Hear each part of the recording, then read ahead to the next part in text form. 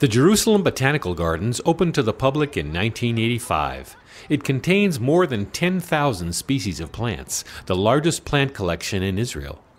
We're going to see what's called the best kept secret in Jerusalem. We're going to see blooms, and we're going to see water and tranquility, lots of beauty, and hope you enjoy the trip.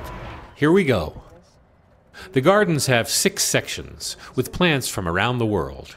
First stop, plants from Africa. So this is a relatively new project of ours. It's called the African Savanna Grass Maze. We want to show how plants are used in Africa. So we planted this southern African grass, but we've actually buried within the maze 6 plants, all of which help humans in some kind of way. So when kids come here, they get a sheet and they have to find all 6 plants.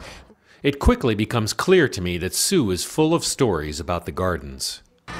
Okay, the story of the hut is that we actually, well, it was designed in-house. We built it with children. The children helped us put the mud on.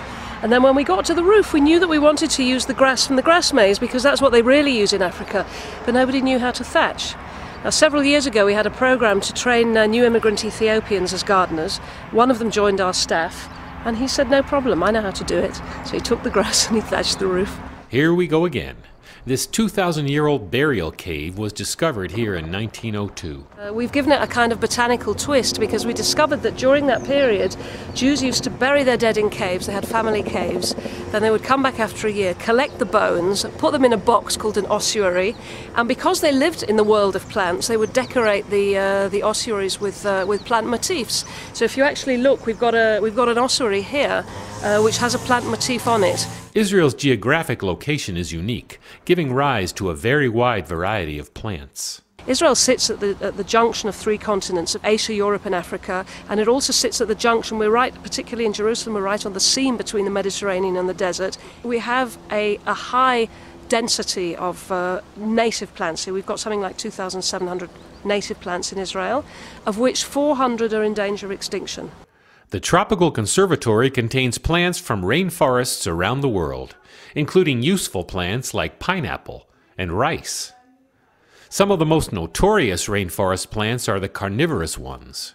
If plants find themselves in conditions where the earth is very poor, such as rainforests where the rain is constantly washing out the nutrients, they develop other methods for food. At the end of the hair is a little blob which looks a bit like nectar. The insect flies in, with a good appetite, gets stuck on the hairs. The plant slowly curls over the insect, and then it lets out certain chemicals that actually break the insect down into mush, and the plant absorbs the nitrogen. One of the latest additions to the gardens is the newly opened 500-meter-long Bible path. What we discovered was that plants literally litter the Bible, if you like. There are numerous hundreds of references to plants and parts of plants in the Bible. Why?